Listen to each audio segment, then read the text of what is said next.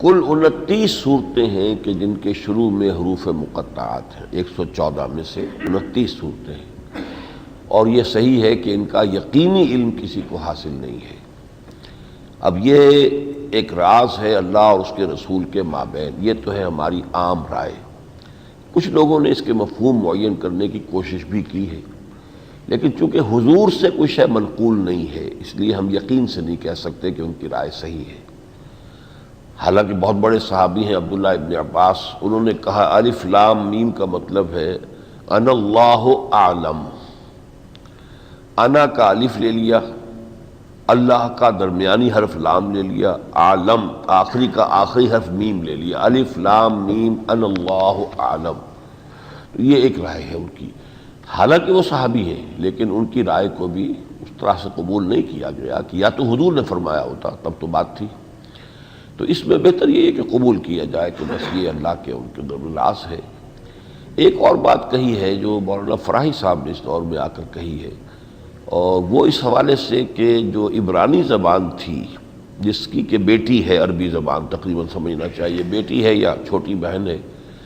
عبرانی زبان میں حروف جو تھے وہ شکلوں پر تھے اور حروف کے کچھ معنی ہوتے تھے۔ تو مثلاً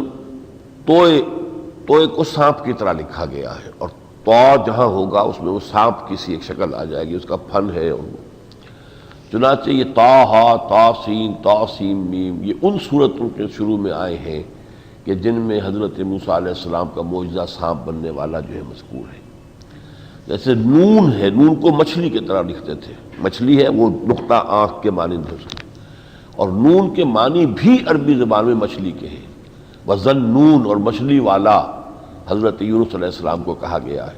تو نون گویا کہ مچھلی کے طرز پر تھا۔ تو ایک کوئی مناسبت بعض صورتوں کی اس حوالے سے بن جاتی ہے کہ یہ سورہ قلم ہے، نون والقلم وما یسطرون ما انت بنعمت ربک، اس کے آخر میں آتا ہے وہ ولا تکن کا صاحب الحوت، اے نبی آپ صبر کیجئے اور مچھلی والے کے مانند نہ ہو جائیے، انہوں نے جلدی کی تھی۔ تو کچھ ہے، لیکن یہ کہ بائی اللہ یہی سمجھنا چاہیے کہ یہ حروف متشابہات سمجھ لیجیے، آیات متشابہات بس اللہ کی طرف سے ہیں۔ یہ معلوم ہوتا ہے کہ پچھلے زمانے میں یہ ان حروف کا استعمال جو ہے وہ ایک اسلوب تھا، it was a style known to all. اگر بالکل یہ غیر معروف ہوتا تو پھر صحابہ سوال کرتے حضور سے کہ یہ کیا ہے، یہ کیوں ہے، لیکن معلوم ہوتا اسٹائل تھا۔ جیسے یہ جو ہے نا سلطان باہو کا شعر، الف اللہ چرمبے دی بوٹی، اب الف یہاں کائے کو آ گیا، الف اللہ چرمبے دی بوٹی دل وچ لائی ہو ہے، مرشد دل وچ لائی ہو۔ تو اس سے اسی طرح کا اسلوب شاید تھا جس کی وجہ سے کسی نے کوئی سوال ہی نہیں کیا، نہ اعتراض کرنے والوں نے اعتراض کیا کہ یہ قرآن مجید جو تم معجزہ کہہ رہے ہو اس میں یہ چیز تو ایسی ہے جو پتہ نہیں، تم بتاؤ مطلب